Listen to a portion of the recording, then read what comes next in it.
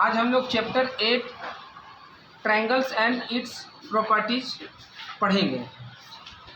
इस चैप्टर में हम लोग को पढ़ना है सबसे पहले आइसोसेलेस ट्रायंगल्स के बारे में।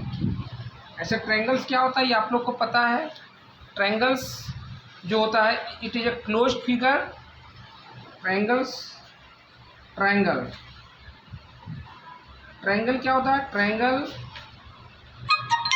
ये हम लोग जब ये तीन साइड को इस तरीक़े से मिला दिए, A B C, A B एक साइड है, बी सी जो है अनदर साइड है और ए सी जो है एक अनदर साइड है। दैट इज तीन साइड हो गया, ए बी बी सी और सी है। और ये तीनों साइड जब आपस में ज्वाइन हो गया that is a closed figure बन गया। तो जब ये क्लोज्ड फिगर बन जाएगा तो इसको हम लोग बोलेंगे triangle. It is a closed figure. यह क्लोज्ड फिगर है जो तीन साइड से मिलकर बनता है। इसमें इसको हम लोग एंगल बोलते हैं। ये भी एंगल हो गया, ये भी एंगल हो गया। तो एक ट्रायंगल में तीन एंगल होता है। ये तीनों एंगल आपस में इक्वल भी हो सकता है और डिफरेंट भी हो सकता है। एक ट्रायंगल में ये जो साइड जहाँ पर आपस में जो मिल रहा है, ये जो देख रहे हैं इसको बोला जाता है वर्टेक्स बोला जाता है। तो एक ट्रायंगल में तीन वर्टेक्स हो गया, ए बी सी, तीन वर्टेक्स हो गया। एंगल तीन एंगल हो गया, angle A, angle B, angle C. और थ्री साइड हो गया, साइड में क्या हो गया? ए बी बी सी ए सी। तो ये तो बेसिक चीज़ है। अब हम लोग ये भी जानते हैं कि जो ट्रायंगल होता है उसका क्लासिफिकेशन किया गया है दो तरीक़ा से। एक किया गया है ऑन द बेसिस ऑफ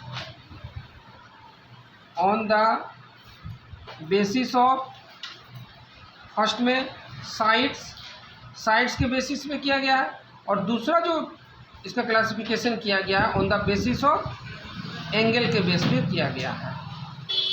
ठीक है, तो साइड्स और एंगल के बेस पे क्या क्या हुआ है? तो साइड के बेस पे इक्विलैटरल ट्रायंगल,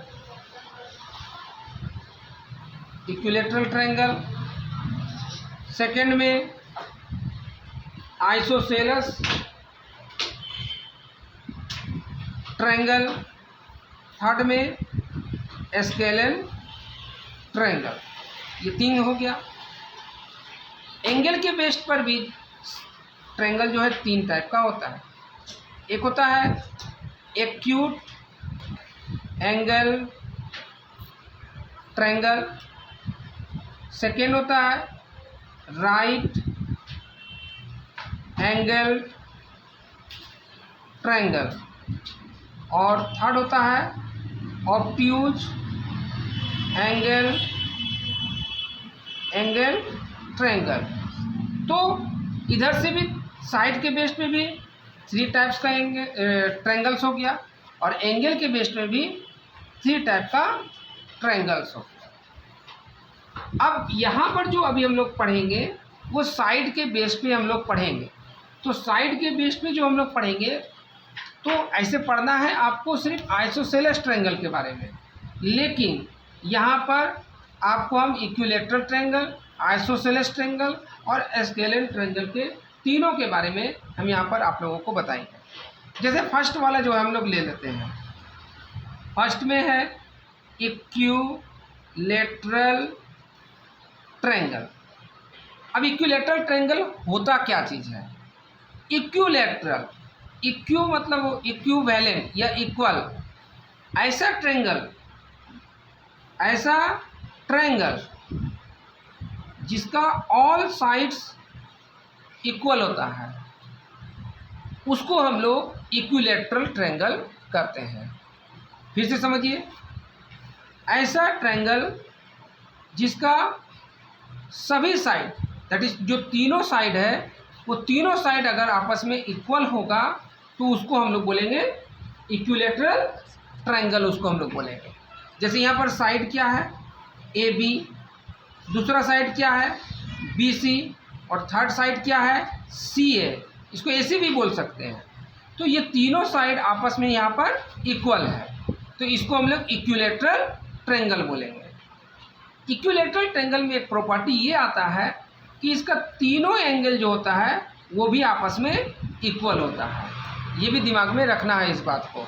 एंगल ए वो इक्वल टू निकलता है angle B equal to angle C. अब अगर हम आप लोग से पूछेंगे कि अगर ये तीनों एंगल इक्वल है तो ईच एंगल का मेजर कितना डिग्री का होगा, तो सिंपल सी बात है, हम लोग जानते हैं कि तीन एंगल का सम किसी भी ट्रायंगल हो, कोई भी एंगल ट्रायंगल का टाइप हो, तो तीन एंगल का सम ऑलवेज 180 डिग्री निकलता है। इससे ना 1 डिग्री कम होगा ना इससे 1 डिग्री ज़्यादा होगा। अब कोई भी ट्रायंगल बनाइए, चाहे साइड्स के बेस पे बनाइए चाहे एंगल के बेस पे बनाइए, दोनों एक ही चीज़ है, सिर्फ इसको एंगल के बेस पे डिवाइड किया गया है, इसको साइड के बेस पे डिवाइड किया है। फिगर दोनों में एक ही जैसा आएगा, कोई ये डिफरेंट नहीं है। अब ऐसा नहीं कि इक्विलेटरल ट्रायंगल का फिगर एक्यूट एंगल ट्रायंगल में आ जाएगा, ऐसा भी जरूरी नहीं है, लेकिन है दोनों एक ही चीज़ है। खैर, तो अगर ये तीनों एंगल इक्वल है तो अगर बोला जाए कि ईच एंगल कितना डिग्री का होगा ये जानना है, तो ये देख लो, बहुत सिंपल है।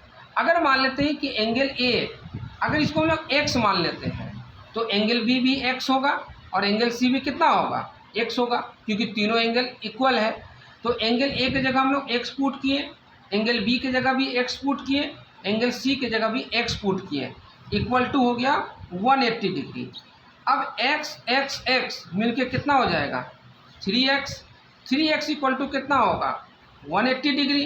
तो x इक्वल टू कितना होगा 180/3 कट के कितना आ जाएगा 60 degree, that is x equal to 60 degree. मतलब ये एंगल कितना डिग्री निकला 60 डिग्री निकला, ये एंगल कितना निकला 60 डिग्री निकला, और ये एंगल कितना निकला 60 डिग्री।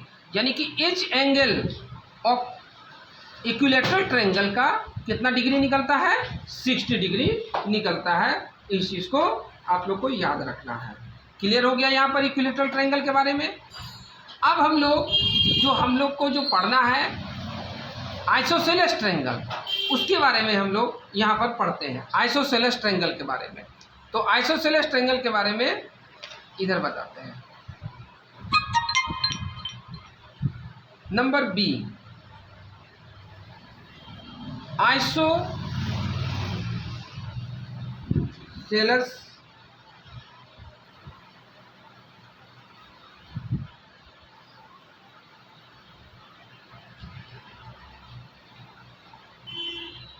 ट्रायंगल। आइसोसेलेस ट्रायंगल किसको कहते हैं? आइसोसेलेस ट्रायंगल ऐसा ट्रायंगल होता है जिसका 2 साइड्स इक्वल होता है। जैसे मान लेते हैं कि ये एक ट्रायंगल बना है ABC, तो इसमें देखो अगर ये AB साइड अगर AC का इक्वल निकल जाए तो 2 साइड आपस में इक्वल है, AB साइड इक्वल टू किसका है AC, तो इसको हम लोग आइसोसेलेस ट्रायंगल कहेंगे। अब इस बात का यहाँ ध्यान रखिए, ये तो हम लोग अपने मन से लिए कि ये साइड इक्वल है और नेमिंग भी अपने मन से कर रहे हैं। बुक में जो है वो नेमिंग अपने तरीक़ा से करेगा और साइड भी जो वो अपने तरीक़ा से दिखाएगा कि कौन सा साइड किसका इक्वल है। तो वो कोई भी साइड इक्वल हो सकता है, ये साइड और ये साइड भी इक्वल हो सकता है, ये साइड और ये साइड भी इक्वल हो सकता है। बस इसमें आपको देखना है कि कितने साइड्स इक्वल है। अगर 3 साइड इक्वल है तो इक्विलेटरल ट्रायंगल, अगर 2 साइड्स इक्वल है तो उसको आइसोसेलेस ट्रायंगल कहेंगे। बहुत सिंपल सी बात है एकदम। उसमें इस तरीक़ा से ये साइन भी दे देता है जिससे पहचाना जा सकता है, और नहीं दिया तो कुछ तो इंडिकेट करने के लिए कुछ ज़रूर देगा, ताकि जिससे ये पता चल जाएगा कि वो आइसोसेलेस ट्रायंगल है कि इक्विलेटरल ट्रायंगल है कि स्केलेन ट्रायंगल है। अब इसमें देखिए, इसमें 2 साइड इक्वल हो गया, the triangle whose 2 sides are equal is called isosceles triangle. इसका डिफिनेशन लिखाने की जरूरत नहीं है क्योंकि सब बहुत जूनियर क्लास का चीज़ है, बस जस्ट हम इसको समझा दे रहे हैं, इसको हिंट दे दे रहे हैं, इसको कैसे जो है इसको बनाना है। अब देखो इसका प्रॉपर्टीज हम लोग आते हैं, प्रॉपर्टीज ऑफ आइसोसेलेस ट्रायंगल का। प्रॉपर्टीज ऑफ आइसोसेलेस ट्रायंगल का क्या होता है कि यहाँ पर देख रहे हैं, ये साइड देख रहे हैं, इस साइड का अपोजिट एंगल कौन सा होगा, तो इस साइड का अपोजिट एंगल सी होगा। कैसे अपोजिट इसके सामने, देखो इस साइड का सामने ये एंगल आ रहा है, एंगल सी आ रहा है, और ये जो साइड जो देख रहे हैं आप, इसका अपोजिट एंगल कौन सा होगा, एंगल बी होगा। यस, इसका अपोजिट ये हुआ, इसका अपोजिट ये हुआ। तो ये दोनों एंगल जो होगा ये आपस में इक्वल होगा, मतलब angle B equal to angle C, ये दोनों आपस में क्या होगा, इक्वल होगा। मतलब इक्वल साइड का अपोजिट एंगल हमेशा इक्वल होता है। क्लियर हो गया।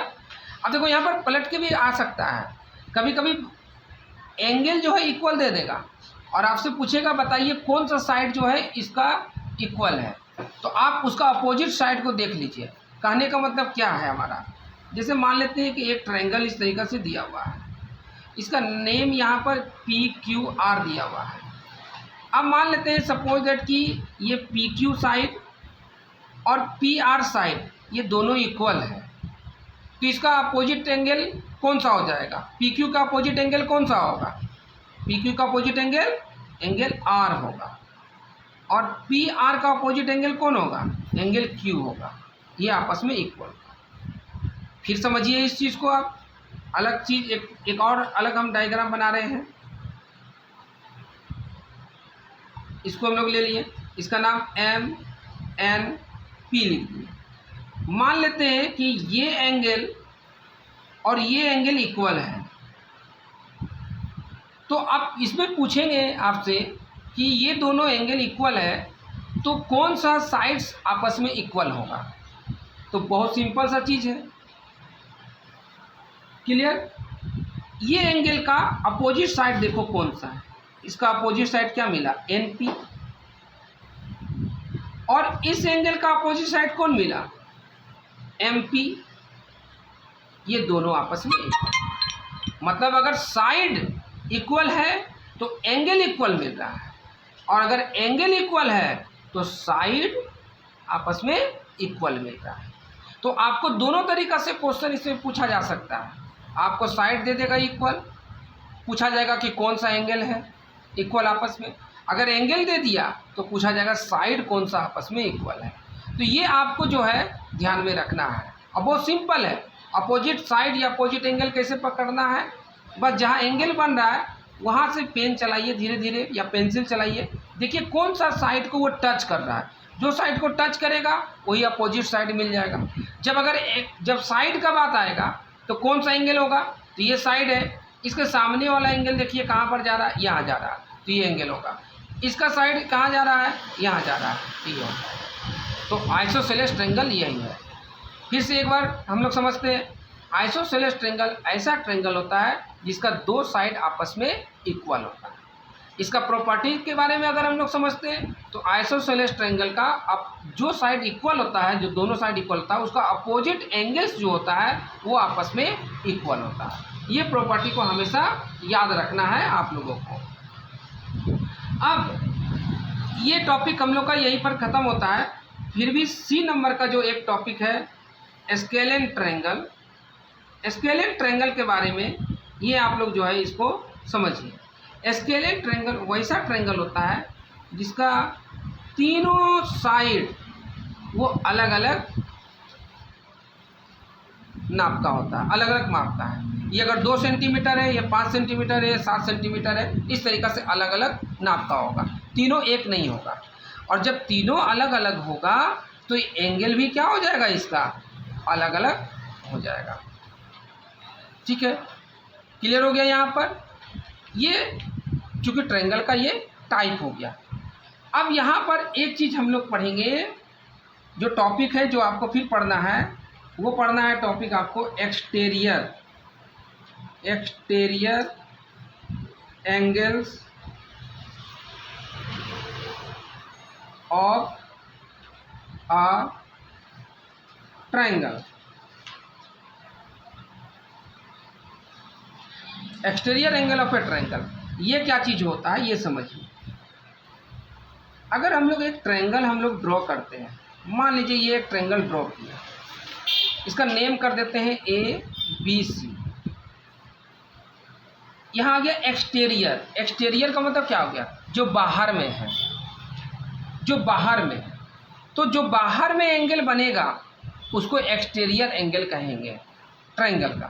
तो यहाँ बाहर में कहाँ पर बन रहा है, तो जब इसको अगर हम लोग इंक्रीज करेंगे, ये BC साइड को जब थोड़ा सा इंक्रीज करेंगे तो आप यहाँ पर देख सकते हैं यहाँ पर एक एंगल बन रहा है। ये जो एंगल बना इसी एंगल को एक्सटीरियर एंगल कहेंगे। ये जो एंगल बना एक्सटीरियर, अगर इसका नाम दे देते हैं D तक, अगर इसको इंक्रीज किया तो यहाँ पर जो एंगल ACD ये जो हो गया आपका एक्सटीरियर एंगल हो गया। क्लियर हो गया बात। अगर हम लोग इसको इधर से इंक्रीज कर देंगे तो यहाँ पर एक एंगल बनेगा, इसका नाम अगर E दे देंगे तो देखो CBE, ये भी एक्सटीरियर एंगल हुआ। अगर इसको हम लोग इधर इंक्रीज कर देंगे तो यहाँ पर एंगल बन रहा है, ये भी एक्सटीरियर एंगल हो गया। इस जगह से देखिए एक्सटीरियर एंगल हो रहा है। आप जिधर से भी जो भी साइड को आप इंक्रीज करेंगे उधर जो है आपका एक्सटीरियर एंगल बन जाएगा। बहुत सिंपल सा बात है, ये एक्सटीरियर एंगल हो गया। ठीक है,